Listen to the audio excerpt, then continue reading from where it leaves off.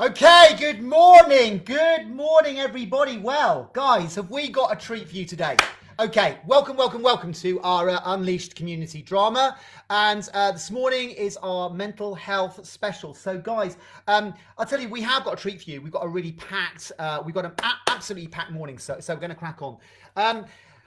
I want to read a poem, first of all, by my brother, believe it or not, who is a poet. He's a professional poet and speaker and writer. And he wrote this poem, and I think it really is really pertinent for today. So I'm going to read it. It's called Inconvenient Truth. And it goes like this. There is currently no service between King's Cross and Seven Sisters due to a person on the track. Transport for London wishes to apologise for any inconvenience. There is currently no service between King's Cross and Seven Sisters due to a baby who grew up and lost his job, his kids, and the will to live. There is currently no service between King's Cross and Seven Sisters because there is no community health service. No one wishes to apologise for this inconvenience. My gosh, I tell you, I think that is an amazing poem, because basically what it's talking about is the fact that actually mental illness for a lot of people, okay, is something you don't talk about, and you don't want to apologize for, and is it out there? And yet the stark reality is that actually 1 in 4 of us will at some point in our lives struggle with mental health issues. And in fact, it's the biggest killer of men between 20 and 50 in this country. Suicide, biggest killer. So this morning we are going to be looking at mental health. We've done a lot over the years about mental health. Unleashed Community Drama is about taking issues and writing stuff about them. So we are going to be doing a great Throwback Thursday where we're looking back to Under One Roof 2, which was our big homeless musical that we did a couple of years ago. Second one that we did to raise money for the local homeless centre. And we wrote this thing about mental health. And I tell you who we've got back today, the lovely Tom Stockley, who we've got an interview with, which is fantastic. But we're going to start off, okay, with what we normally do, okay, and that is we go around the room and we just find out. So we've got quite a few people joining us today, which is fab. So here we go.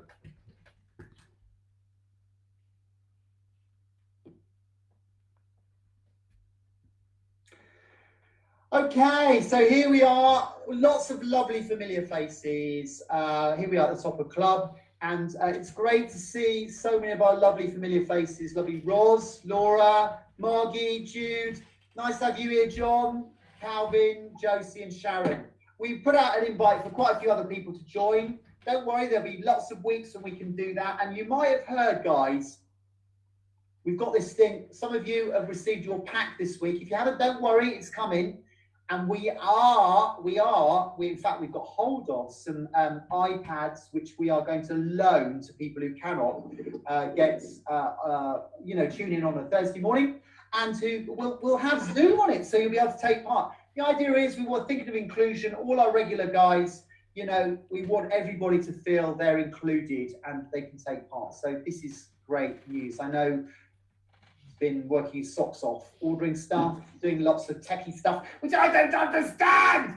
So anyway, we're going to go around like we normally do on a Thursday morning, and we're just going to say our name and then a word that sums you up, okay? And it could be, your demeanor, your mood, something about you. Do you know what I mean? Anything.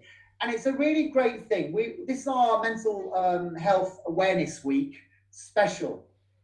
We are very aware that for a lot of people, their mental health is something that really they're struggling with at this time of lockdown, and particularly, our guys anyway, it's sometimes a challenge. So this is a really good exercise to actually help people to be honest.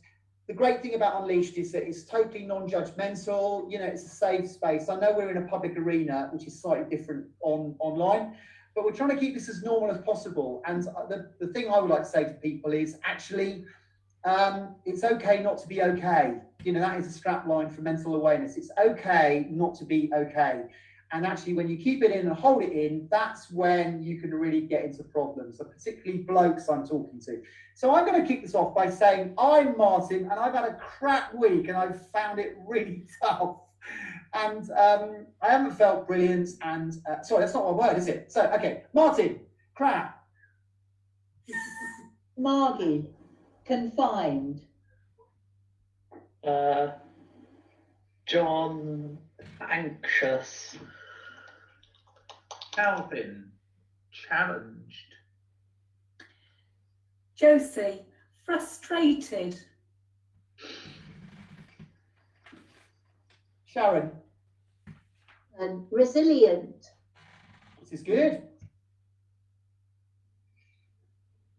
Roz. Ros, optimistic. Good. Jude. Jude,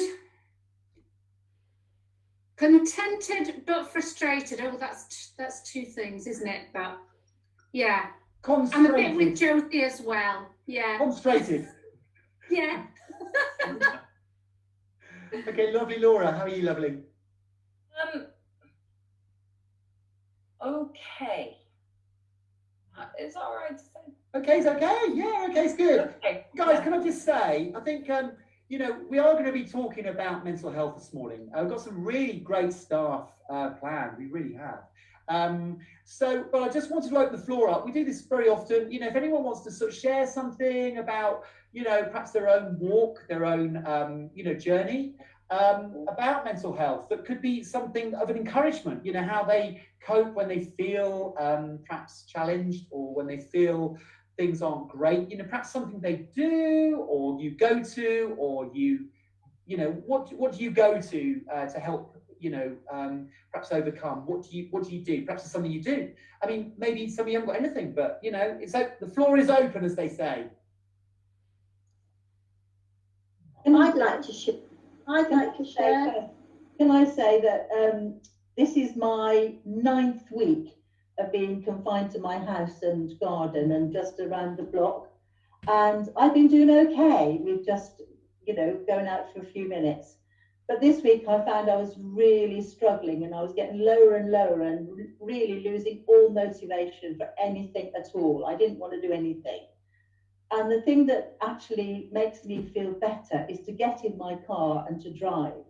So yesterday I thought, they have said that you can drive a bit further. So yesterday morning I got in my car and I drove up to a little place at Fernworthy Reservoir on the moors. I didn't see anybody to speak to. I got out of my car, sat by the reservoir, and I had my lunch, and I got back in my car and I drove all over the moors, from Postbridge and round and down to Ashburton. And it really lifted my spirits. And I said to my son and daughter, I said, it really refreshed me. And I found so different. So to do something that I was able to do something that I really loved doing. I didn't need people, I didn't need shops, I didn't need cafes. I just needed outside in the country and driving in my car. Margie, that's so helpful. And can I just say, I think that is such a great thing. And I think also that connection with nature. You know, I've done quite a lot of reading recently, and I think what you're saying is absolutely true, that to simplify your life and actually connect with nature and the simple pleasures is something that can be really helpful. So that's really great. Thank you, Margie. Sharon, you wanted to say something lovely.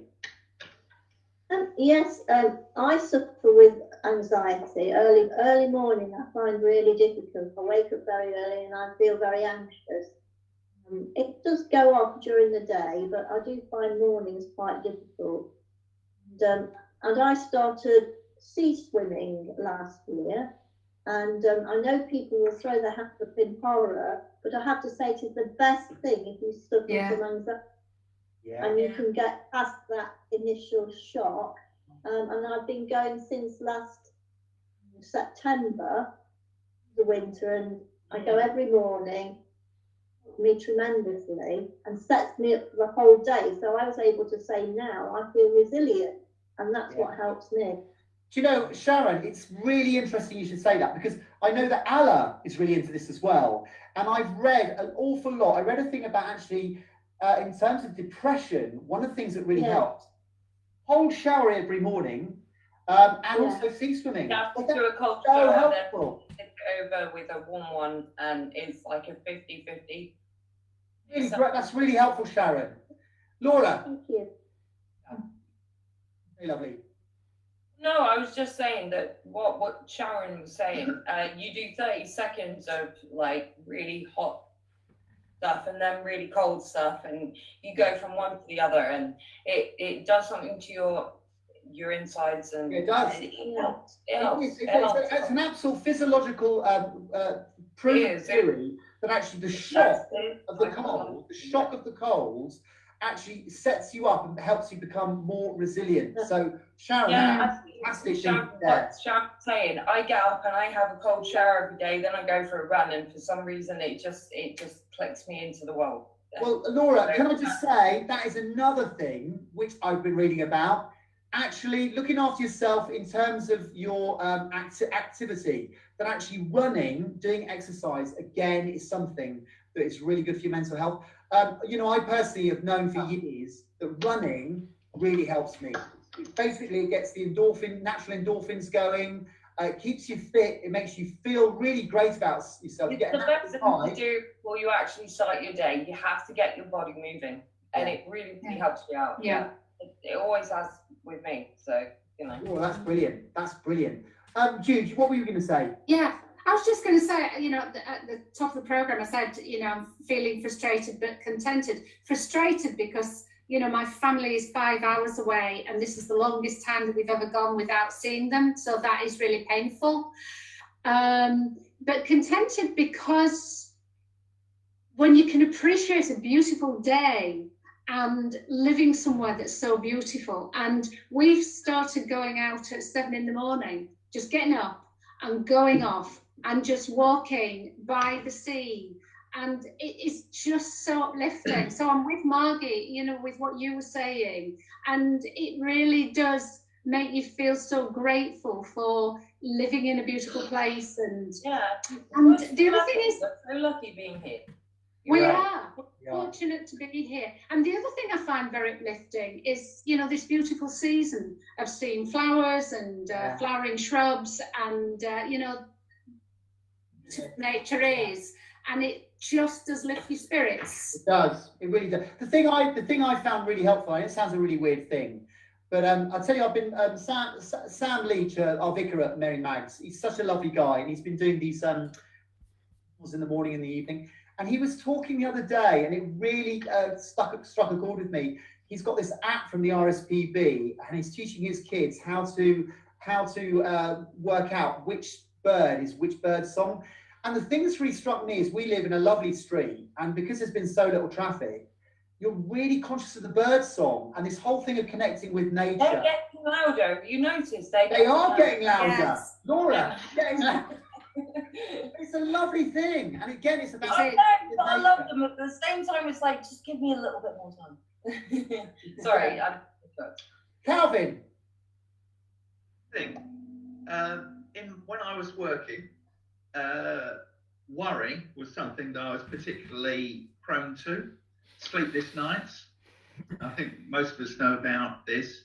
And the two things which helped me to avoid that, you know, if you're focusing on and you're going round and round in circles, getting anywhere fast, the two things which helped, one was prayer, but the other thing was phone up and talking to somebody that could help.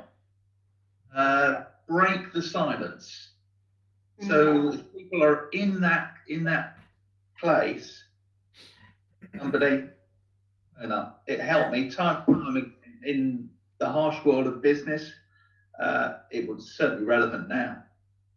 Calvin, I think that is a really good point. I think actually being able to talk and share your problems with someone. We touched on this a couple of weeks ago with Roz about counselling, and we're going to be talking later in the programme about this.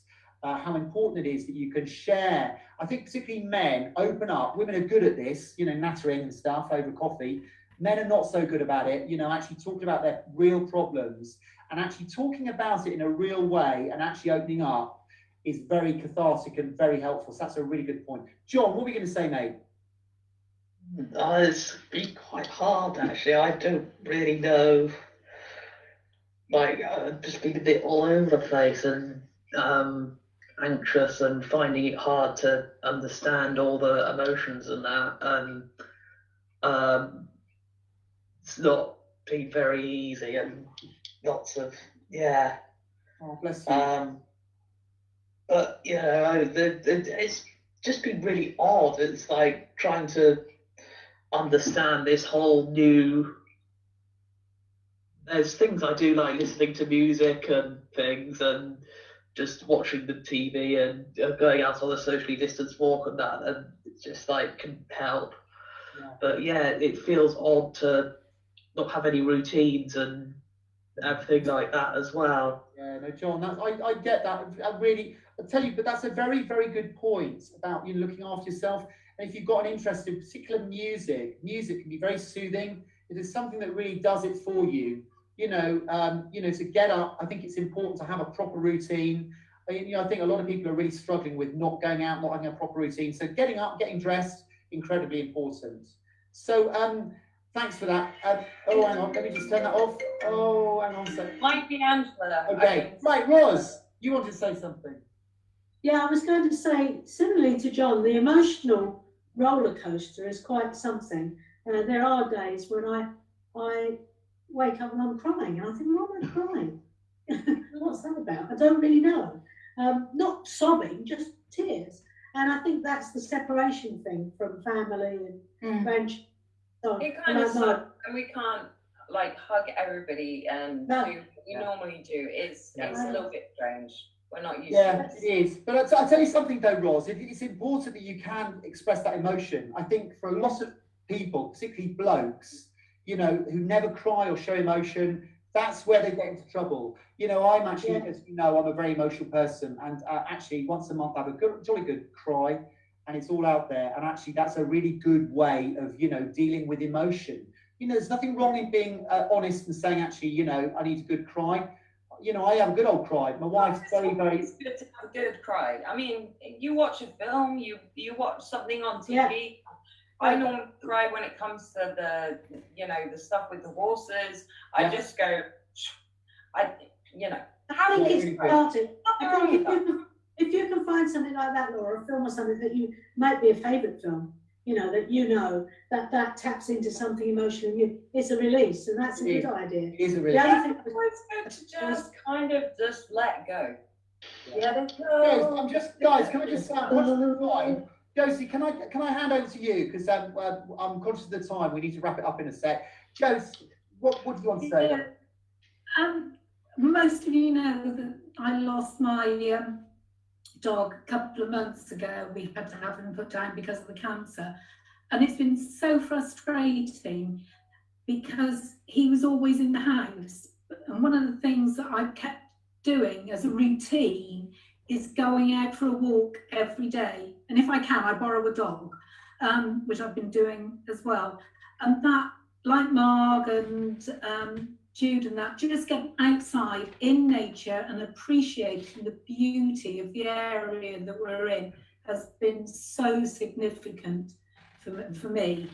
Yeah, that's really good. Well, listen, guys, can I just say thank you, all of you. I think you've contributed something really, really great. Do you know what I mean? I think, you know, keeping fit, doing activity, connecting with nature, wild swimming in the sea, you know, letting out emotion, talking to people, playing music. I mean, all of these things are really good. There's going to be loads more in the club today, which are going to be practical things that we can talk about. Yeah, I'm sorry, I'm going to interrupt here. We have to give like a little bit of a for Martin. I mean, what has he done? This is absolutely incredible what he's doing. So, it is. Yeah, it is. Thank you, Laura. You're very good. Thank you, Laura. He Absolutely. was knighted, wasn't I was knighted. Hey, Laura, I was knighted last week by John's mum, which is great. Anyway, guys, we're going to wrap it up because we've got loads more exciting stuff, including our star interview with Joseph Milson. So listen, guys, see you later. Always good. Always good. Seriously, doesn't it?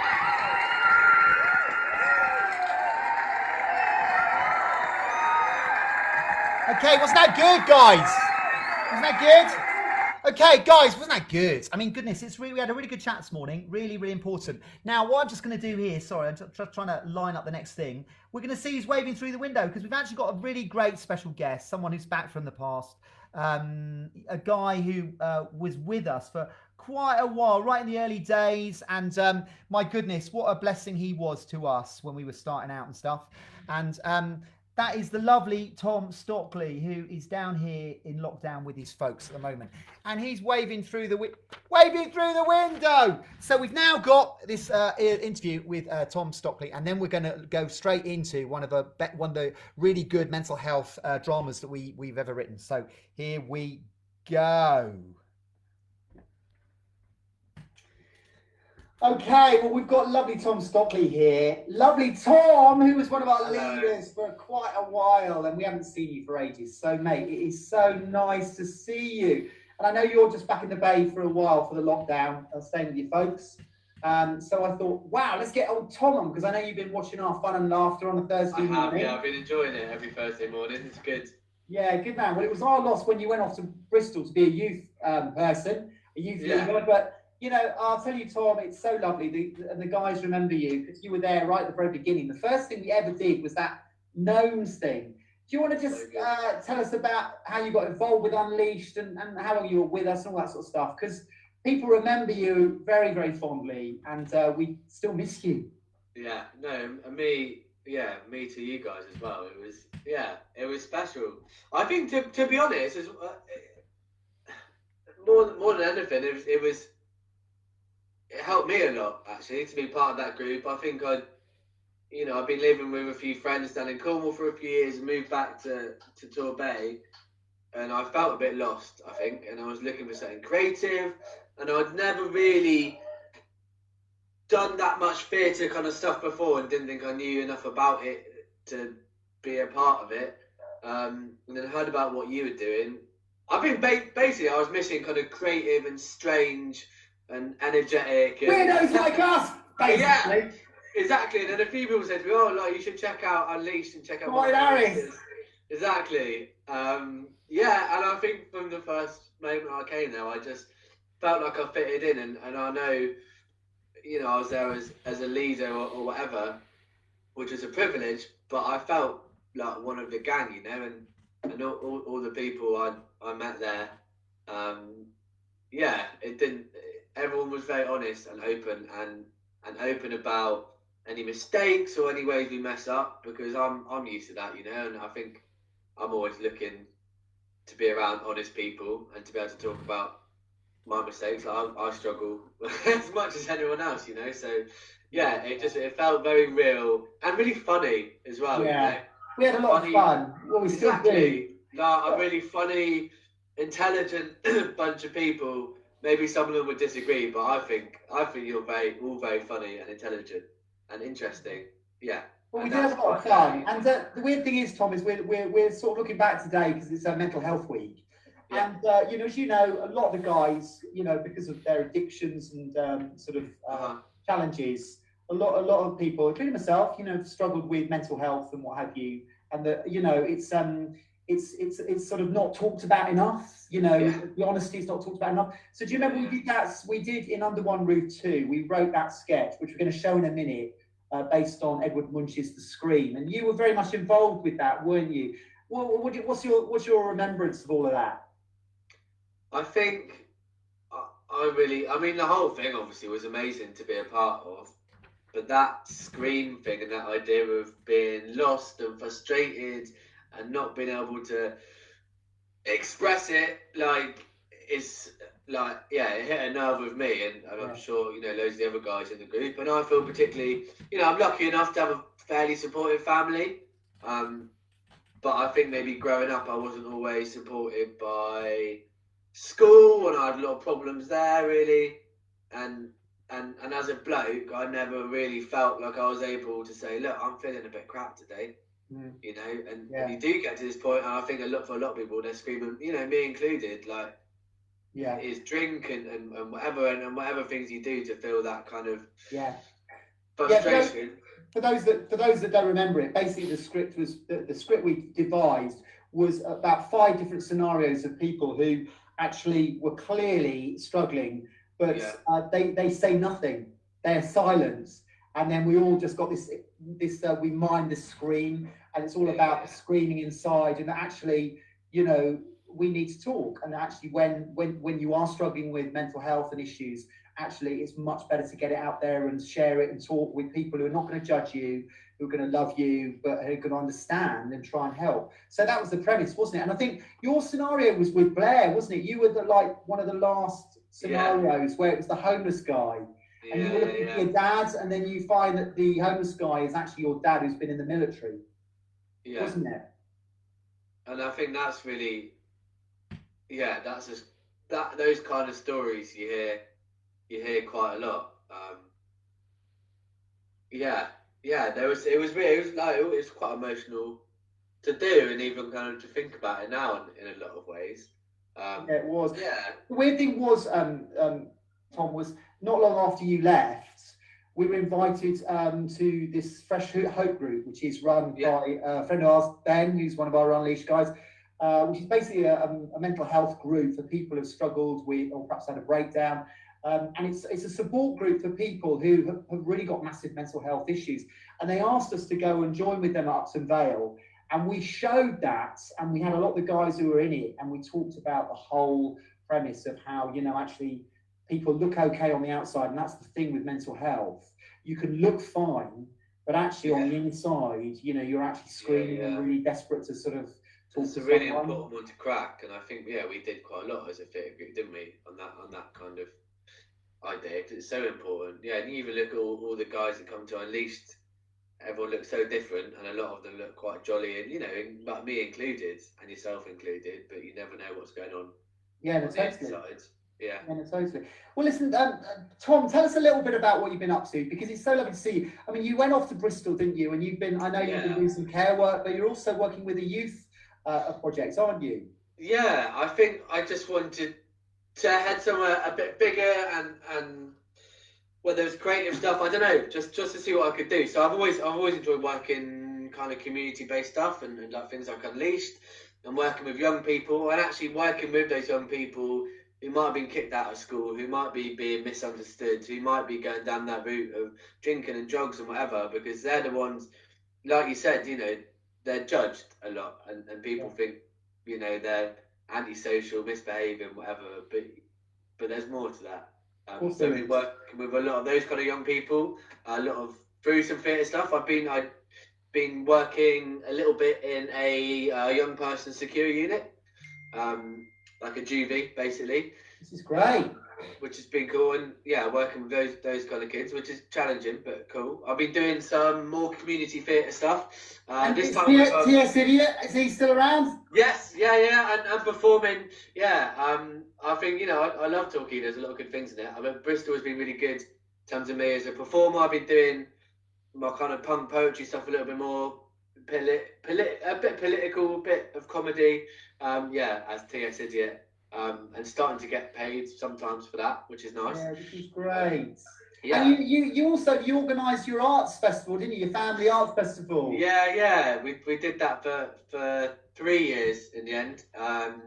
In the end it got too much. I was doing it out of my own pocket, and but it was good. It was a real coming together. Good experience for you. Good experience. Yeah, I think we used some of the Unleashed props for one of those. That's right. We just done black comedy, haven't we? And we all the stuff we made, that weird art, we gave it to you, and you used it in your festival, didn't you? Yeah.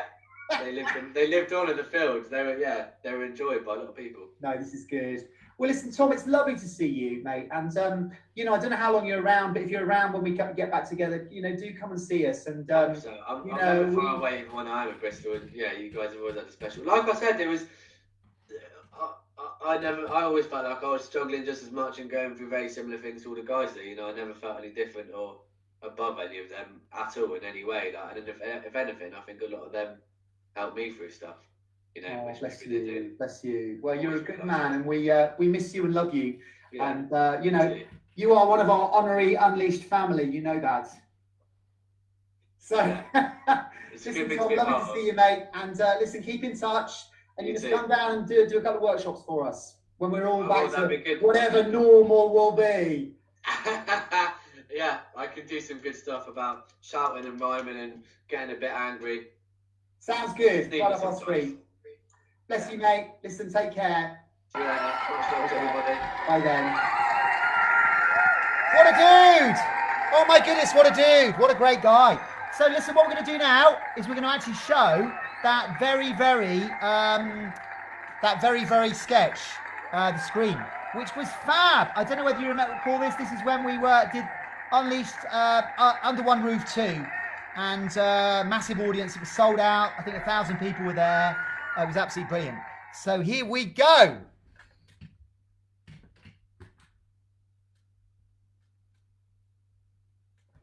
We hope you enjoyed that little number.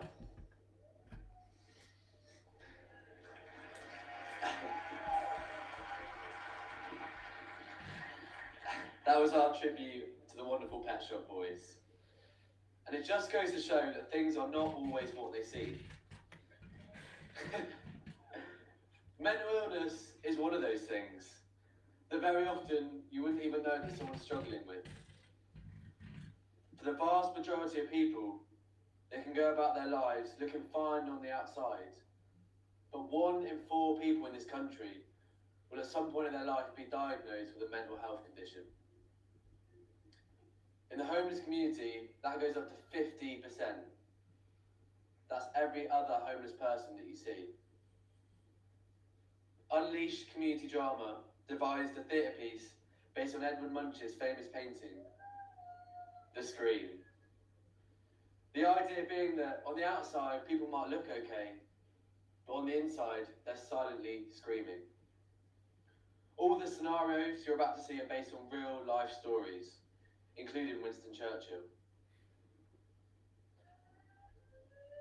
Ladies and gentlemen, Unleashed Community Drama present The Scream.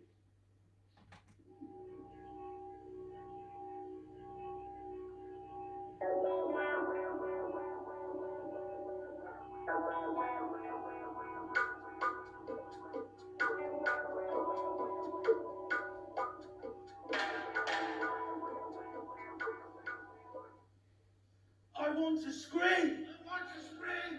And nothing comes out. No sound, just pain. No sound, just pain. Just pain inside. Just pain inside. But no one can see. No one can see. No one can see. I want to scream!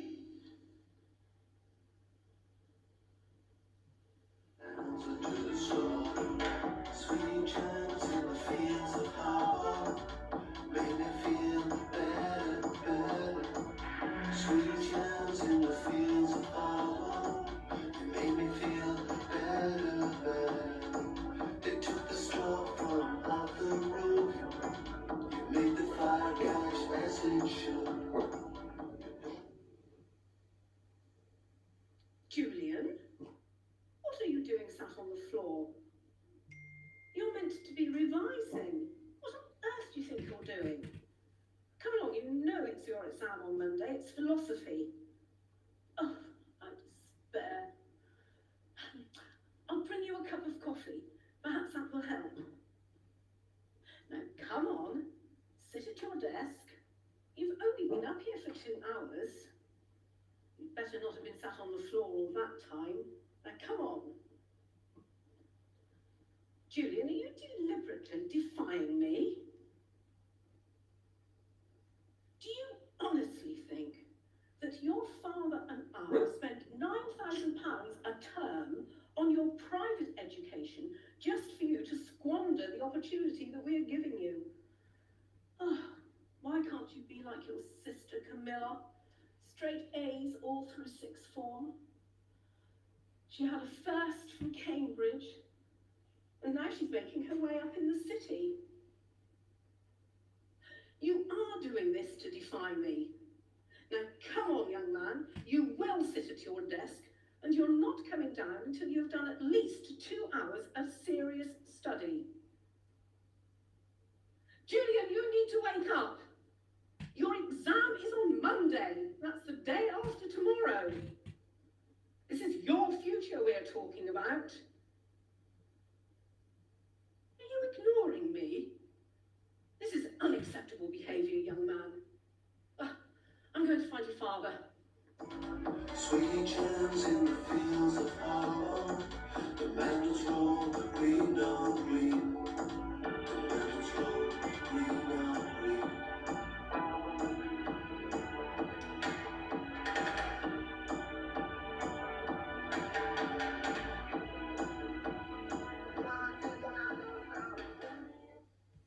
You are such an ugly cow, and everyone in the class hates you. They all feel the same. That's why you've got no friends. With a face like that, it's not surprising, you ugly cow. And you'll never get a boyfriend either. I heard Gary telling all his mates what they thought of you. They were all laughing about how unattractive you were and that you were the ugliest bitch in school. Who could ever love such an ugly cow like you? It's funny, innit? Me being so popular and you being such a complete and utter loser on every front. We all hate you. And you smell Loser, loser, loser, never get a boyfriend. Loser, loser, loser.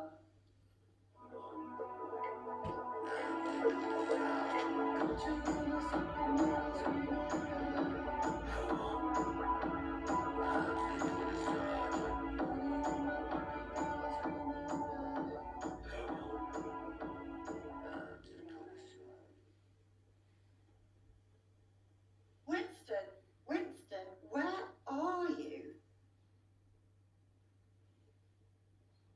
Oh, you're in here. My darling, that's in the dark. Here, let me open the curtains for you. We must let some light in. It's so muggy in here. Let me get you an ashtray.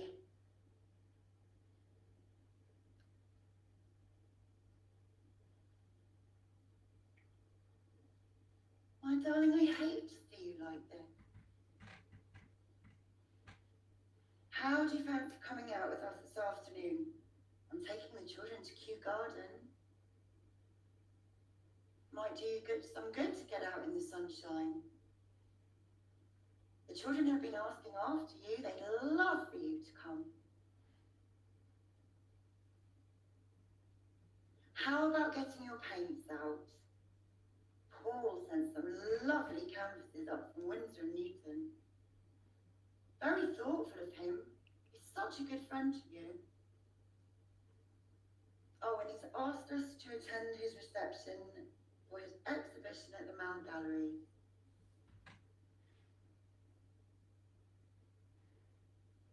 My darling, I'll tell you what I'll do. Let me top up that whiskey for you. And I'll go and set up your evening conservatory. What do you think?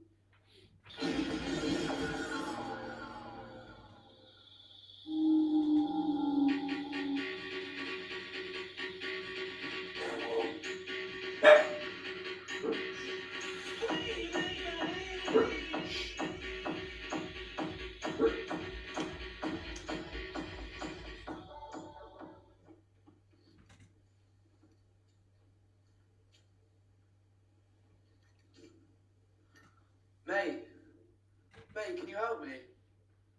I'm looking for someone. I spoke to a lady a few streets away, and she said she's seen someone just like the person I'm looking for. It's mad, really. I've been looking for him for about 2 months, since I came out of the army. I wrote to him at the address I had, but the letters just came back saying, person unknown. Person unknown. I even went to Shirley, but she said he left 18 months ago, after a big bust-up or something. Anyway, mate, can you look at this photo, please? It's really important that I find him. Dad? Dad, oh my God, is that you? I've been looking everywhere for you. How has this happened? What are you doing sleeping on the streets like this? Why, Dad, why? This can't be happening. Not this.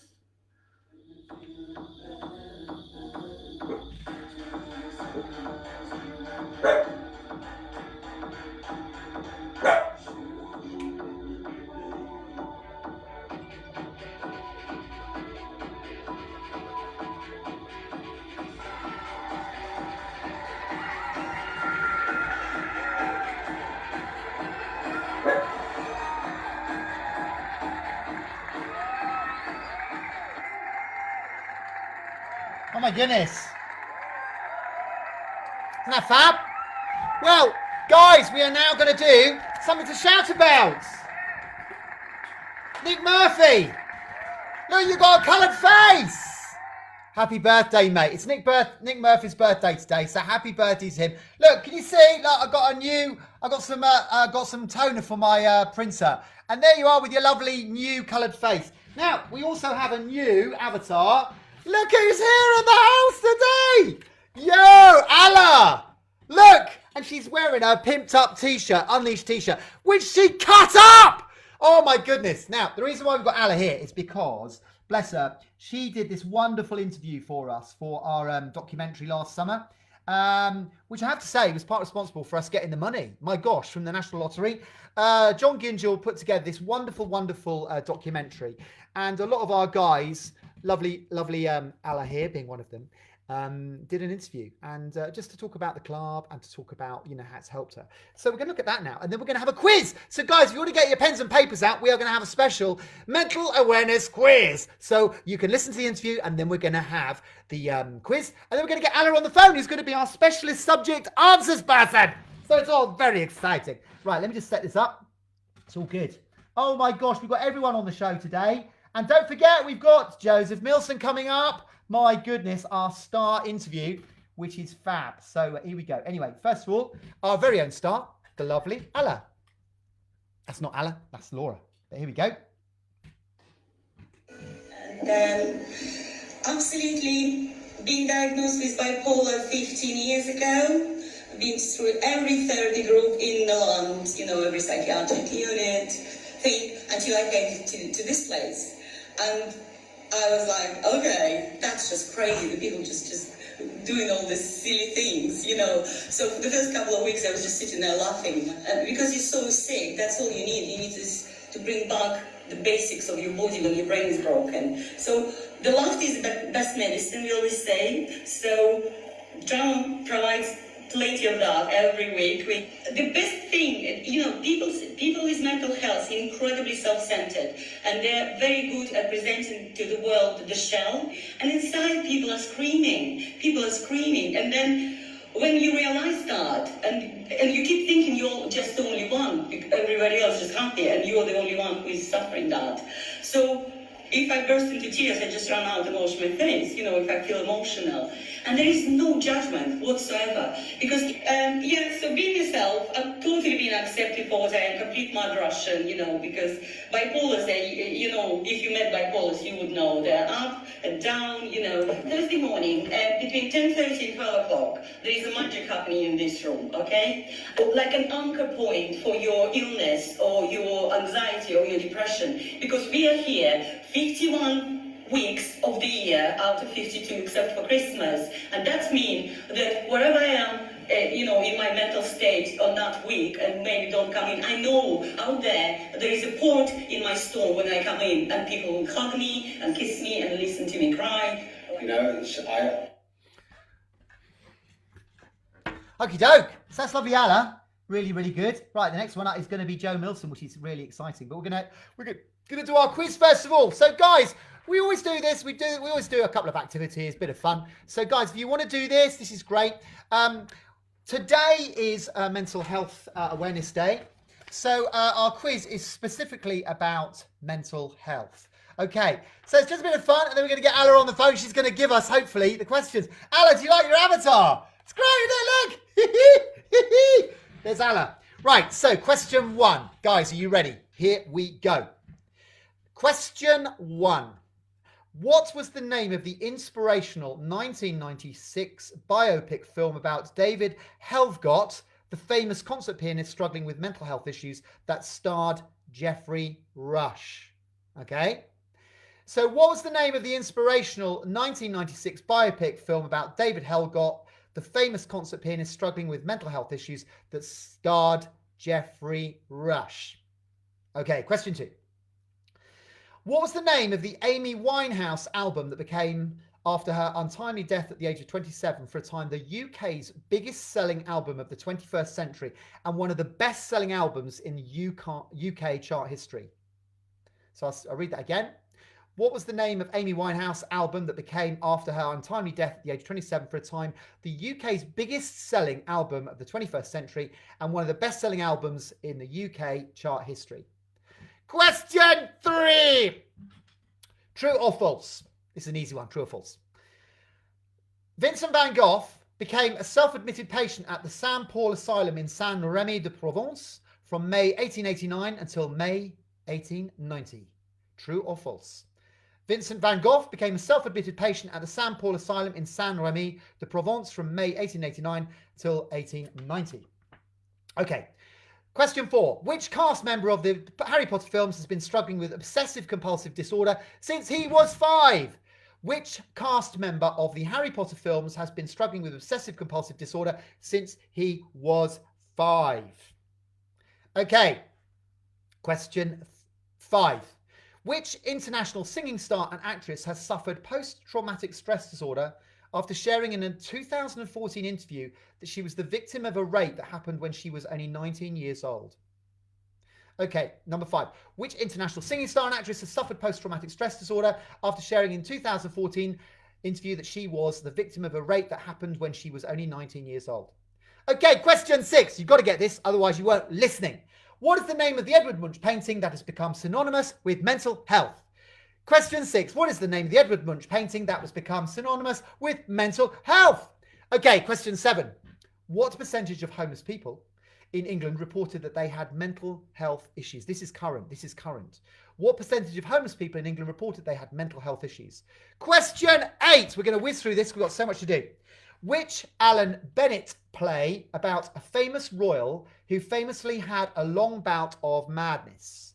What is the name of the Alan Bennett play about a famous royal who famously had a long bout of madness?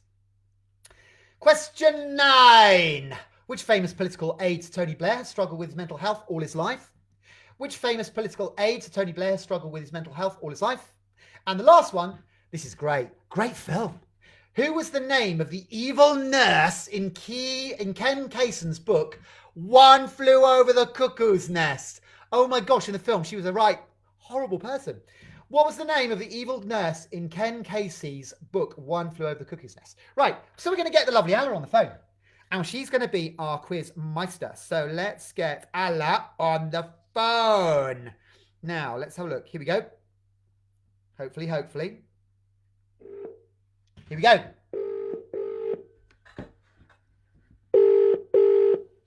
Hello. Alla! Yes, I'm on. Are you on, lovely? Yes, I'm on. You're a bit quiet, but I think we can hear you. You're going to have to shout, lovely. Okay, can you shout? Yes, I am on. This is good. Right, so we're going through the quiz now. Question 1. Can you see your avatar? What was the name of the inspirational biopic about the famous concert pianist David Helgoff? What are you asking me? Yeah, what was the question? Yeah, you're got to give us the answers, lovely. Yes, that's right. I'm ready. Question 1. What's the answer to question 1? Shine. What a great film. Look it up. It's a brilliant film. Fantastic. Question 2, Alla. What was the name of the Amy Back to Black. Back to Black. Yep, Back to Black. Well done. This is good. Question 3. True or false? Vincent van Gogh. Absolutely true. Absolutely true. And weirdly, the asylum in Saint Remy de Provence is still a mental health unit, which is incredible, isn't it? You know, I know. It's amazing. Okay, which cast member of the Harry Potter films has been struggling with obsessive compulsive disorder since he was 5? Daniel Radcliffe. Well done. Okay. Which international singing star and actress has suffered post-traumatic stress disorder? She's the Lady Gaga. Lady Gaga. Well done. Okay. Dead easy, this one. Okay. What is the name of the Edward Munch painting that's become synonymous with mental health? Scream. The Scream. And do you remember? Hang on. I can't remember now. It's fine. Let's move on. Okay. What percentage of homeless people in England reported that they had a mental health disorder? Hi, Alla. 80%. 80%. 80. Well done, lovely. What's the Alan Bennett play? The Madness of King George. The Madness of King George. We're whizzing this. We're absolutely bossing it. Well done. Which famous political aide to Tony Blair struggled with his mental health all his life? Alistair Campbell. Okay. And then the last one, the evil nurse in One Flew Over the Cuckoo's Nest. Nurse Ratched. Yeah, well done. Well, listen, Alla, lovely having you on. Thank you so much. Do you like your avatar? Love you guys. Love you. Take care. Bye. Right, guys, we are going to whiz on because, oh my goodness, we are now come to the bit in the show which you've all been waiting for, the interview with Joseph Millman. Oh my goodness, this guy, we got to know him through Alexa. She's been doing some work for him. She's been editing his book.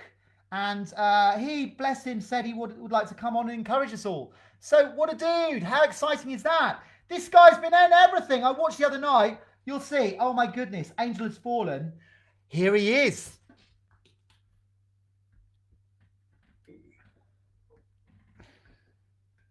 Okay, well, guys, it's a big thrill. Oh my goodness. We have Joseph Milson here, which is so good because Joseph, it's a really big thrill to have you join us today. It's not your pleasure. My goodness, I mean, you've done so much. I mean, it's, you know, the last couple of weeks we've had real actors on the club. Fantastic. Whatever that means. I know. They're all exactly the same. Nobody knows what they're doing, let me tell you. But I am the busiest unknown actor in the world.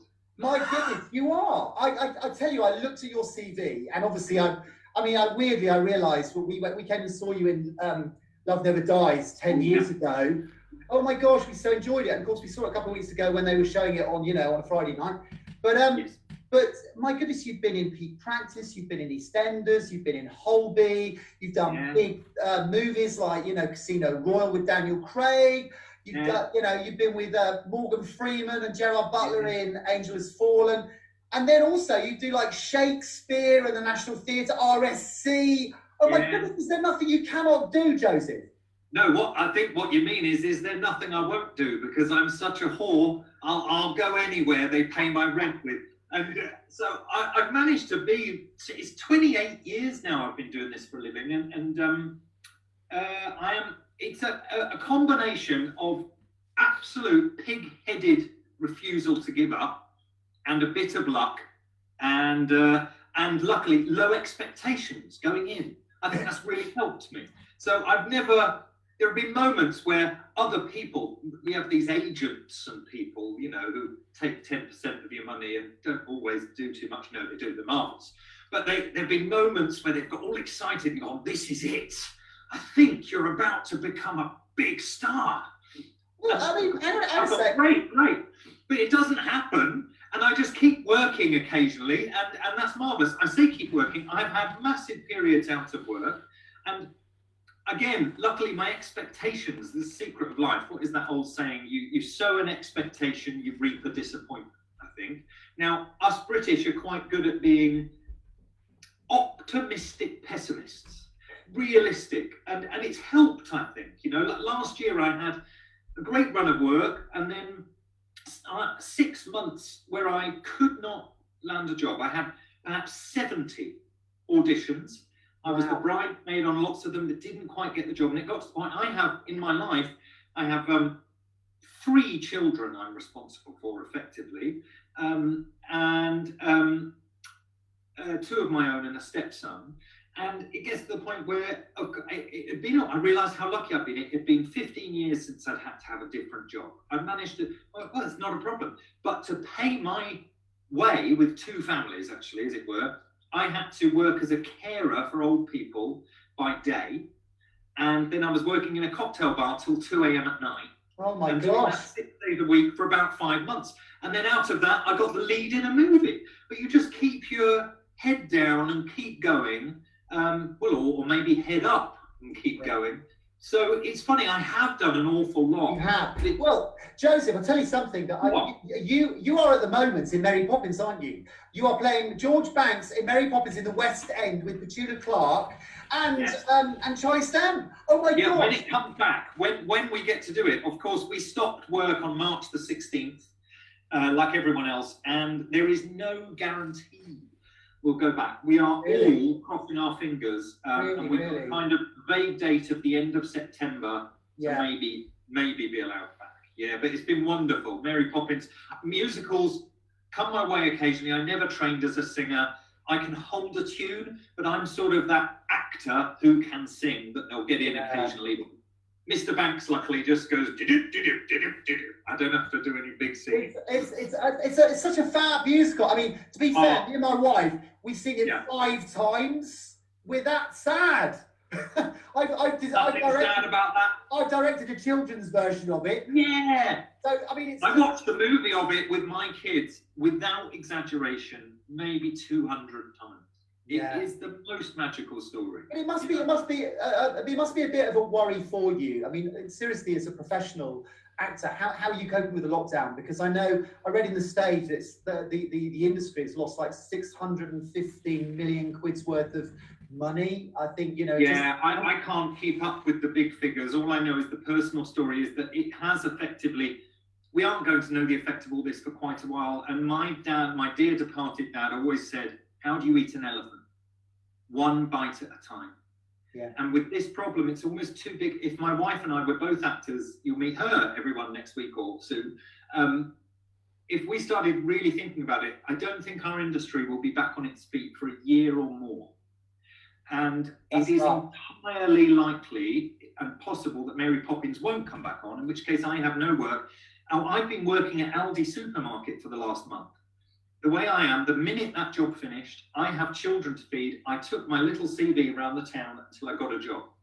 Now, they took me on as a temp. I worked there for 5 weeks, then they had to let all the temps go. So right now I'm unemployed again. Oh, mate, I'm sorry to hear that. All right, it's okay. But we will. I'm building a sound studio in a cupboard at home in the hope that I can do voiceovers. I'll do whatever it takes. But really, how I'm dealing with it is definitely that thing of one day at a time. I was walking my children on a dog walk the other day, and my son is 16 any minute. He's 15. My daughter's 18. But my son was, he's a lovely lad, but he was, as all teenagers do, he had his head, and all adults sometimes, he had his head down like this as he was walking. It was a beautiful day. And I said to him, "God, lift your head up." And he said, "Why?" And I thought, oh God, I've got to give him an answer now. So what I said was, look, if you think there are lasers coming out of your eyes, the angle they're pointing down at tells me what's going on with you. And you are being led by and controlled by your thoughts. You're worrying about stuff. And it is like heavy and pulling your head down. I said, if you lift your eyes up so the lasers coming out of them are straight ahead, you don't get taken over by those nasty thoughts and you're in the day. And I said, it's up to me. Up to you, you know, you do what you want, but just know that when your head goes down like that, you're letting the thoughts run your day. And if you keep it up, you're in the day and you can take it moment by moment. And do you know what he said? He went, "Yeah, well, at least I don't tread in any dog shit." which was the best comeback I've ever heard. Yeah. Oh my gosh. But listen, Joseph, it is really good to have you here. And I think the guys would love to know a few anecdotes because, I mean, you've got incredible people. I mean, last year, I think it came out, Angel Has Fallen. I mean, Gerard Butler, Morgan Freeman, you've worked with Daniel Craig in Bond films. Have you got any really sneaky anecdotes that might make people laugh about what it's really like in real life? The James Bond one, I will try to do briefly. So, Casino Royale was my first film, and it was Daniel Craig's first Bond film. It was a big deal. So, in short, so many things went wrong. This sounds glamorous, but it all went wrong. I had a week filming in the Bahamas. I mean, can you believe it? Wow. I used to wear glasses, like you, eyes lasered now, a few years ago. But anyway, I'm quite very short-sighted. On the plane, never flown in a posh plane before, on posh seats. I was so excited. I took my glasses off. This is on the way there to adjust something. A businessman knocked them off my seat, trod on them, shattered them. No! So I breathed, blind, for a first thing.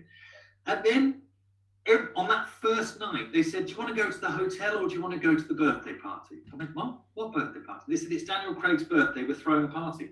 I didn't know the man, but there was no other English actors there that day. So when I pulled up, James Bond opened my car door, put a cigar in my mouth, and said, "Yes, another actor." In a big mug.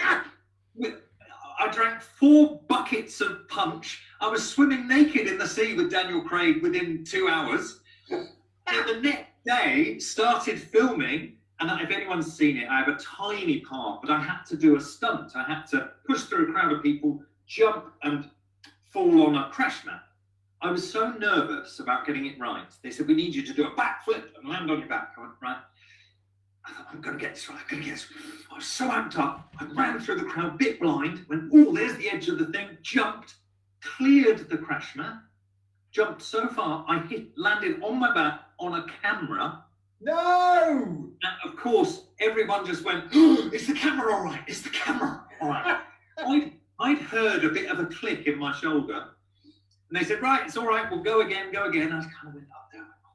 Feels a bit weird. I can't really move my arm very well, but it's fine. Did it again. I did it perfectly, landed on the crash mat, but I heard click. Great, I just moved off. I was so nervous about getting sacked. I didn't tell anyone for an hour. And a stuntman came up to me and said, good job, mate. Yeah, well done. You're all right. You look a bit pale. I said, yeah, I'm fine. I think I might hurt my shoulder a bit. Let's have a look. He pulled my shirt back and my collarbone was sticking up like that. And he went, oh, we've got to report this. I went, no. And I begged this man not to tell anyone. I knew things you know when you're in the business. Stuntmen always have amazing painkillers. So I said, please, just give me a painkiller. He went, oh my God. I said, they'll sack me. I've got 4 more days left. They'll get someone else. They wouldn't have, but I was so paranoid. He gave me one of his mega painkillers, used gaffer tape to tape my shoulder down. And I got on with it. And I didn't know if my scene would be in the film. And the punchline is that when I eventually went to see the film at the cinema, having not told anyone I was in it, because I thought it might get cut, not only was I in it, there was a massive close-up of me for one line, and I can tell, but no one else can, I can see in my eyes, I'm off my face on codeine.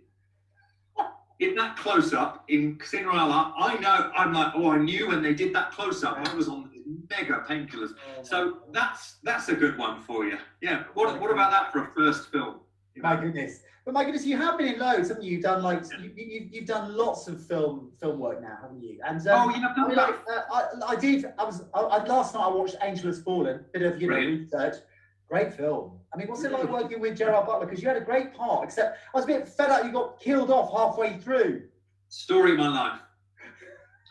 It was a brilliant job. It was actually, that was the opposite. It was a bigger part than I thought. You know, they're so secretive about these things. They often give you only the pages you're in. You don't get the whole script. So you don't even know what the whole story is when you're playing a slightly smaller part. But it ended up being quite good. And I was working with Jada Pinkett Smith, who was Will Smith's wife. And people had said, oh, she might have a bit of an ego. She's a big old star and a diva. She'll have an entourage. She was fantastic. I did work with Morgan Freeman for a day and Gerard Butler for a day, but I didn't get to know them very well. But Jada and we were sitting in a police car together, and it would start to rain, and we were 2 miles from wherever the sort of caravans and things were. And they said, oh, do you want to go back? Or we're going to, as soon as it stops raining. We said, no, we'll sit here. And there was one night shoot, 2 a.m. We sat in a car together for 2 hours with a styrofoam cup of coffee each and just talked about our lives. And she was absolutely wonderful. And she kept saying, yeah, well, my husband, you know, and I go, you mean Will Smith? Well, I said, I just say, well, come on, I know who your husband is. Oh gosh, my goodness. So, I mean, for someone like yourself, it must be really varied. You have had an incredibly varied career, and obviously our connection with you is I think Alexa is Alexa Tewksbury, the wonderful woman. Yes, she's been editing your book. Yeah, I have a book of stories about my life coming out. Well, it's just signed with an agent, so he's got to sell it. So one day it will come out. Yeah, no. But yeah, do you know what though? It's interesting. We were talking just before we started about the theatre you guys do with Unleashed. That's so brilliant. And I think you're focusing all the best bits of this thing. I think I'd do this even if it wasn't my career, because especially comedy. If ever I'm in a very rare, I've talked about how I'm out of work a lot still, but if ever I'm in the rare situation of you've got to choose between two things because they clash. If there's a comedy, 99% of the time I'll go with that, because I'm talking about my dead dad, but he ran a pub. He did all sorts of things, but he's a million miles from this business. But I remember when I was a young actor, I was on tour in a comedy, Loot by Joe Walton. And I was always a bit embarrassed about what I did for a living. I'd seen my dad hucking barrels all his life, working 365 days a year. And I thought, oh, I know my job's hard work. It can be hard work, but it's not like what my dad does. And I used to feel embarrassed. And one night I came out after a show, he'd come to see it. And I made a glib comment about a silly job, not a real job. And now my dad was not prone to philosophical statements. He grabbed me and went, "Oi, don't let me ever hear you saying that again." I went, "What?" He said, "You just made 500 people laugh for 2 hours." And he said, "In this shit world, do you know how much that's worth? Don't let me ever hear you underestimate how important this theatre thing is," which he didn't know anything about. And I've always kept that with me. And with comedy, you can hear instantly the reason that you're there. And I've done all my share of Shakespeare and Ibsen and new plays at the Royal Court, Sturm and Drang stuff. And it's important. You make people think, and it's great. But nothing beats the immediate joy of comedy and musical for kind of knowing why we're there. Yeah. Because you were in black comedy, weren't you? Didn't you play? Yeah, and really spectacular. Yeah. Because we did that. We did it about 4 years ago. In fact, it was the very first production that Unleashed community drama did. We did it in the Rounds, very small. Yeah. But we did it for 4 nights. It was Did you pair it with another play? No, we didn't. We did it because it was the first play we'd ever done with community drama. We basically had 2 casts, so we doubled up the casts. Brilliant. So that it just gave people a sense of protection. But Joseph, I'll tell you what I'd like to. That was my first play in the West End. Was it? Yeah. So there you go. Yeah. It's great play, fab play, really good play. I know that it's it sounds very glamorous, your sort of job, but I know for a fact that obviously there's, we're talking particularly this week about Mental Health Awareness Week, particularly with our guys. A lot of them struggle with it, but I think for a professional, what would you say were the stress points or the things, and how do you cope with things like A, being out of work, or B, being separated from your family, or there are lots of pressures, aren't there? There are. So what would you say? You mentioned the 2 key pressures that make most people eventually knock this game on the head is when real life comes along and you have responsibilities, and there is no way you can be secure in this job unless you are in the, I want to say 0.004% of the profession who get to a comfortable level of income. Even very, I'm playing lead roles at the National Theatre, the RSC. I remember playing lead role for the Royal Shakespeare Company in the West End and having to file for bankruptcy. Because so it's not, you earn a few £100 a week, but it's wonderful. But they are the big stresses. So you've got to be comfortable being uncomfortable. Yeah. That's the holy grail. And I couldn't give anyone. I teach acting a lot and actors, and there is no golden formula to life, let alone this strange profession. So I always say, if it's hurting you, get out. But if you can still exist with the hurt, keep going. Now, it's difficult when people feel that in just life, but I think it's the same thing, a bit like what I was saying to my son. It feels worse when you let the thoughts really, if I worry about next year and the fact that there probably won't be an industry for a while, then today is ruined. And right now today, I've still got 60 quid in the bank, and actually I've got some food in the fridge. Yeah. And if we just stay in today, it helps. It's not a cure, but I think that is the only way I've managed to get through it. And friends I trained with 28 years ago, they were in the business for 5 years, 10 years, then this one drops out, then that one. I never judged them. I was like, absolutely, good for you. Yeah. I get it. But I've never had another choice either. It's been manual labour for this, really. Yeah. Which was interesting. The writing has started now. I never thought I would be able to write, but I really love it. And the difference about that is, for anyone who has, people who coming to your group have a creative impulse, that is worth its weight in gold. You could dig ditches for 7 hours a day, but the joy that writing or performing gives you is yours, and no one can steal it from you. And that's riches to me. That is having riches. Yeah. So that's the kind of, it's not worrying about other people. That's the trick, which is what makes good actors, by the way. And for anyone acting in your group, if you ever get self-conscious, like, oh, what am I doing with my hand? Oh no, I said that the wrong way, blah, blah, blah. That's when it all goes wrong in life and on stage. The secret to acting and the secret to life is to concentrate on other people. So when you're feeling sad, if you can do good things for other people, the net product is 2 hours later you feel better. Yeah. And on stage as an actor, if I start worrying about my own performance, I will be shit. But if I start trying to really affect the person I'm acting with and really like think about them, everyone goes, "Well, you were brilliant tonight." Well, I was concentrating on the other bugger. So there's something in that for life and acting, I think. Yeah, no, totally. So, well, we do a lot of stuff. We've done quite a bit of stuff about mindfulness and being in the moment.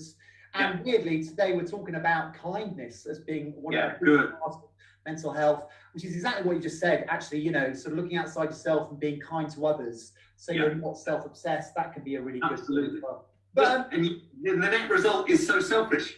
Like if you can genuinely help other people, the secret is you will feel fantastic. Totally. And there's nothing wrong with that being your ultimate objective in it. Oh, I'm gonna let me go and do some charity work today because I know by 8 o'clock I'll feel great. That's fine. Yeah. No, Joe. Listen, we're gonna have to wrap it up shortly, but just very shortly. What would you say was your massive highlight? I mean, I asked this to a couple of people the other day. You know, you've done so much, but what would you say is the thing that you are most proud of? Okay, I've had the moment in my life where I've said it doesn't get better than this. I've had it on film, I've had it in television, I've had it on radio, I've had it in the theatre so many times. I'm incredibly lucky. I mean, 20 of those feelings, 20 different jobs in each medium. So I have to pick them randomly. Well, I'm going to randomly tell you about a radio job I did where I had to read the entirety of a poem. Now, I read it and went, oh my God. When I first read it, it's called Maud by Tennyson. And I had to read this for BBC Radio 4. It was 3 days on my own in a little sound studio. I went snowblind. It's so long. And I don't understand what I'm saying really, but I'm just going with the rhythm of it. And then they recorded it, put beautiful sound on it. And when I listened to it back, when it was on the radio, it was wonderful. I'm not saying I was, but I got the poem. Listening to it, even though it was me reading it. And I've listened to it again, and weirdly, I think if I was to die tomorrow and I had to leave in my will for my kids to really plot one thing I'd done, it wouldn't be Macbeth at the Globe Theatre, it wouldn't necessarily be this feature film or that. I might say, have a good old listen to Maud, which is available on all sorts of listening things, I think, wherever you get these things. But also there have been films that I've done that haven't necessarily been huge, but I'm so proud of them. There's a film called The Chameleon, which is only out on like Amazon Prime or something. But for once I'm starring in it, I'm in every scene, and I play a serial killer. It's not a comedy, but it was a really difficult shoot. My wife was in it as well. We had a great time, and I am just super proud of the end product. I just think it shouldn't have looked that good. And also there's a kids movie out now called Dragonheart Vengeance, which is for sort of 10-year-olds plus. And I play the lead sort of Captain Jack Sparrow thing in that. And for me, that'll do me. I'm like the lead in a kids adventure film. It's there, it's a Dragonheart film. I'm talking to a dragon played by Helena Bonham Carter. So that's a huge, proud thing that my grandkids can watch, you know. So I'm very lucky. Yeah. Well, listen, Joseph, we really appreciate you coming on and encouraging us. It's so great to meet you, and we're going to probably be locked down till flipping October. So we could probably do this again maybe in months' time. I know. Yeah. I'll have a big grey beard and mad hair. Yeah. And I think you might be talking to my wife, Sarah Kane. Yeah, your wife. This would be great. So we're really looking forward to that. But listen, Joseph, thank you so much for coming on. Thank you. It's lovely to meet you. And listen, I really hope that Mary Poppins comes off because I tell you, sure it will. we want to be there. We want to be there. Absolutely. Time. Yeah, absolutely. No. All right, my friend. All right. Well, listen, thank you so much. Really appreciate it. And we'll keep in touch. And all right. we really appreciate your interest in us because we're just a little rag bag of guys down at Devon, but it's all cool. That's what this stuff's for. It's way more important than the big stuff, what you guys are doing. Well, I don't know about that, but bless you. Anyway, you're very kind. Listen, take care, and we'll speak soon. Bless you. Take care. Bye-bye. Oh my goodness! What a guy! What a guy! What a guy! Okay, well, guys, it's a big thrill. Oh, what a guy! So, you know, really kind of him to come on. You know, and actually, to be fair, we've got a couple of other people lined up. Next week, we are going to.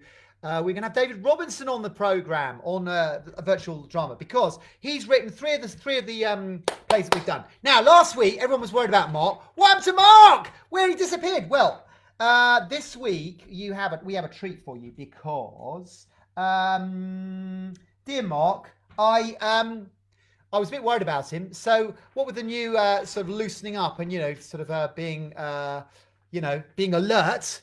I actually went round to his house. We were going to be in the garden to actually hear him do his poem that he did last week and this new one because it is time for Thespian's Poetry Corner. So I went round to his house, but his neighbours were having a rowdy party. So fortunately, I had my social distancing COVID stick of doom, as you will see. But this is lovely Mark for you. So here we are. I'm here with my COVID stick of doom, my social distancing stick of doom that they use on the telly. And we are here with the lovely Mark, because last week we missed seeing him, and I know everyone was disappointed. So he's going to be doing two for us today, and you're actually going to be seeing rather than just his little avatar. So look, here we are. Here we are. It's my COVID stick of doom, so that all the viewers can see that I'm actually 2 metres away. Right, well. Now, Mark. Good afternoon, everybody, and welcome to Crepusculum Villa, hotbed of lust, debauchery, and poetic genius. But not necessarily in that order, because if it was, it would play havoc with the neighbours. Now, today, I'm going to do what is commonly known as a double whammy. And at my age, to be honest, I don't do those as often as I used to. But bear with me. And the first one I'm going to do is last week's that I missed out, unfortunately, because my phone went a bit silly. Just have had an alien in it or something. So here we go, boys and girls. This is called Close Encounters of the Scary Kind. Subtitled, it's all alien to me. So here we go. The crew of the Starship Enterprise travel at very high speed, I've heard. Is this all just relative? Or does E equal MC squared? I explored space for a while before I became downhearted, having been sucked into a wormhole, ending up right back where I started. I know this geezer called Chewbacca. He's a real mate. He'll do anything for anyone, but he must articulate. I saw this bloke in the sauna, sat with not a thing on. I said, "Here, mate, are you a Ferengi?" He said, "Me? No, I'm a Klingon." I've always found androids to be nice chaps, although I only know a few. I know a gay one on the planet Zog. He's called RU-12. Steady on, steady on. There's more verses to come yet.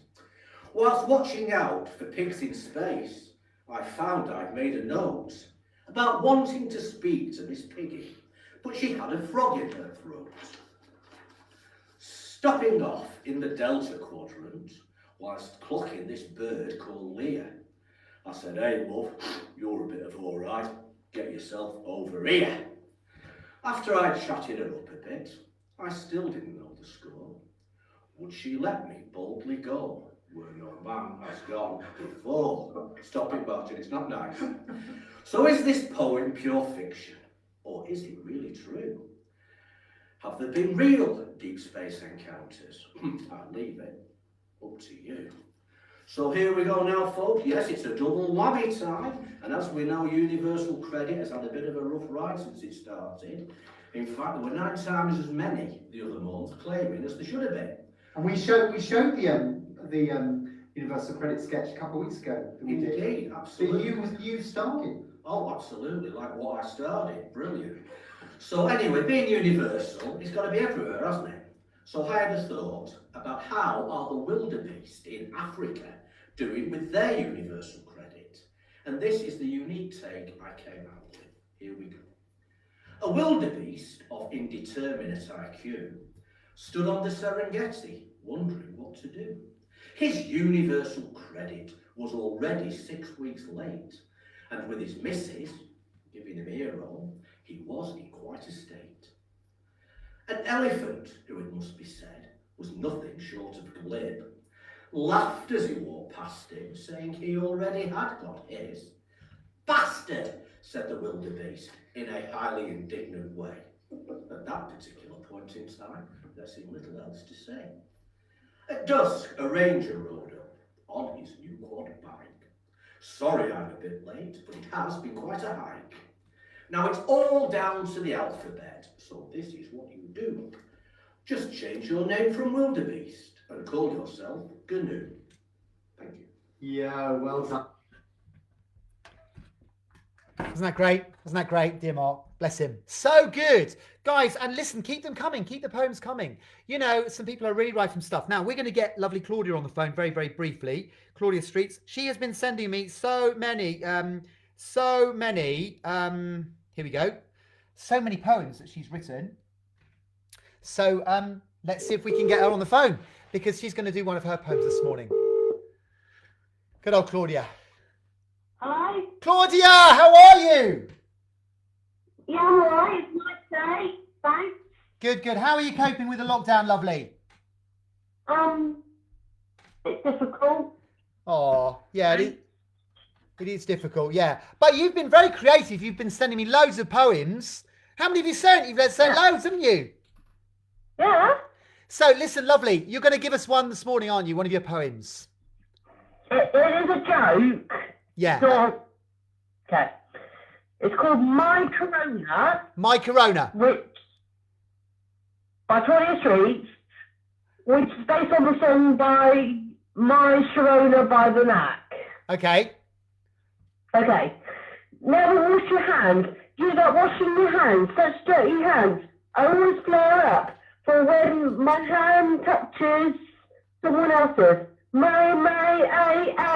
Whoa! Stop washing your hands. My Corona. Hey, well done. Now, listen, Claudia. Listen, Claudia, can I just say, okay, you have written so many, and we do miss you. We're waiting, hopefully, that we can get you one of these little iPads so we can Zoom you and get you on the show. But I just have to say, out of every single person in the group, Claudia is the one who sent me the most material. I mean, literally almost every 3 or 4 days, I'm getting something from you. And I just want to say, well done, lovely. You know, it's really great. Have you used that pad we gave you in your Red Cross parcel yet? Is it completely gone, full of poems? No, but it's not lined paper, is it? Oh, I wrote for art. Oh, for art. So you haven't written in it. Okay. Well, you can use it for whatever you like. Listen, lovely. We're going to have to go because time's marching on. But can I just say, nice to hear you, Claudia. And we will get you on properly, all right? Okay? Okay, I hope you feel better, Martin. Oh, bless you. Thank you. Thanks, Claudia. Okay. All right. Take care, lovely. Bye. Bye. Oh, bless her. I love Claudia. It's great. So, guys, listen, we're going to round it up because it's nearly time to go. But I just wanted to round up and say a couple of things, okay?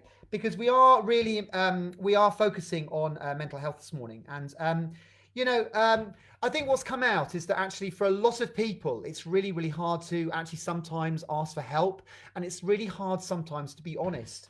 And the thing about Unleashed is that actually a lot of our guys who are already sort of struggling with some sort of addiction, they've come to a point where they recognize actually they need help. But for a lot of people, it doesn't get to that point and it's really hard. And I think particularly in lockdown, I know a lot of our group particularly have been struggling. So we've talked about forgiveness a couple of weeks ago. We talked about gratitude. Today, I just want to focus on kindness.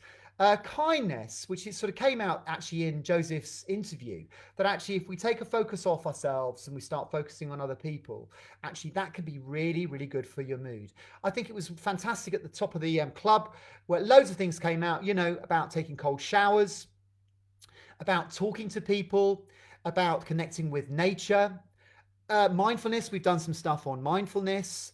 Just really sort of using every single thing that we can. But I think this whole thing of kindness, when you're perhaps actually feeling a bit rough, maybe there's someone that you could phone to help. Maybe there's some service that you could do. I thought it was great what Mark said last week about how important his service is as part of his recovery with NA, and how, actually helping others and being a mentor for others, someone that they can look up to. That's really helped him in his own recovery. So guys, you are all getting one of these. If you haven't got your pack, okay, you will be getting one, the Wellbeing Journal. Okay. And in it, there's like ever such a lot that you can do. You could to write down, what you enjoy, focus on what you are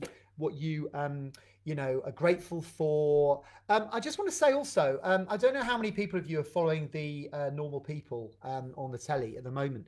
I know it's a bit controversial, lots of sex scenes and stuff like that, which, I think it's hard for young actors and what have you. But I have to say the book is absolutely fantastic, and it's the book that everyone is talking about. And the thing that really impressed me about it was one of the characters, Connell, in that, the bit where his mate commits suicide, Rob commits suicide. And he's got this nerdy friend at uni who suggests that he goes and get counselling. My goodness, there's a scene in Normal People where the dialogue is so brilliant, where he goes to a counsellor and how Marianne helps him. And I just think it's a really good thing. And I think it's a really great thing about this book, that actually it takes away the stigma, that actually if you really are struggling, and particularly with suicide, the ripples of that. A year ago, a dear friend of ours in the church committed suicide. It's coming up for the year's anniversary, and it affected so many people and their mental health. And then actually we need to talk about it and, realize that when people do commit suicide, it's part of their illness. They're ill. I remember at the funeral, Sam talked very much about, how ill this friend of ours had been and how it wasn't his fault. And, he really was struggling. And yet it is absolutely the truth that it is the biggest killer, suicide, of men between 20 and 50. So I would really advocate that actually if you are feeling rough, if you are feeling suicidal, you need to talk. It is good to talk. It's okay not to be okay. It's okay to actually get help. It's okay to go and see a counsellor. It's okay to be really, really honest about how you're feeling. And that's why I think actually it's that part of the story, really fab, really fantastic.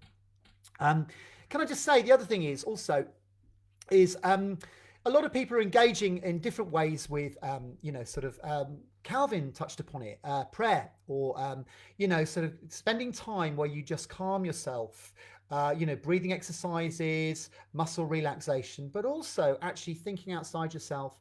And Mary Maggs at the moment is doing a really fantastic job in the morning, 9 o'clock in the morning, 9 o'clock in the evening. A lot of them are led by Patrina, a dear Patrina, a friend of ours who runs the living room. She's got an incredible story. She was a heroin addict and, completely come through that and is completely recovered. And yet what an amazing woman. And yet, she's leading these things. And quite a few people are engaging with that on the Maggs website. So I would really encourage you to do that, just at times to just stop, pray. I mean, I know that, this is a completely inclusive group. So we're not getting anyone to jump through any hoops. But, it's spirituality is really, really important. I mean, you don't have to be anything to be this group. You could be an atheist, an agnostic, Jedi even. Last week, Jedi! But for being serious for a moment, that actually when you are feeling, when you are struggling, actually a lot of people are engaging and looking to a higher power outside of themselves. So guys, we are going to finish now. Be kind to yourself, be forgiving of yourself, be kind to others, be forgiving of others, and that will help your mood. I hope you've enjoyed it today. It's been a fab morning, isn't it? Oh my goodness. Joseph Milson, what a lovely guy.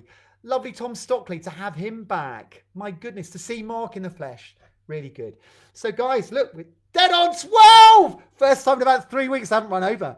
So can I just say, guys, thank you so much for joining us. Next week, really exciting. We've got David Robinson on in the club. Did a great interview with him. Such a lovely bloke. He wrote The Cross and Switchblade. He wrote The Hiding Place. And he wrote Millennium Mysteries. And we're going to be doing a throwback Thursday on the Millennium Mysteries, and hopefully getting the cast together next week.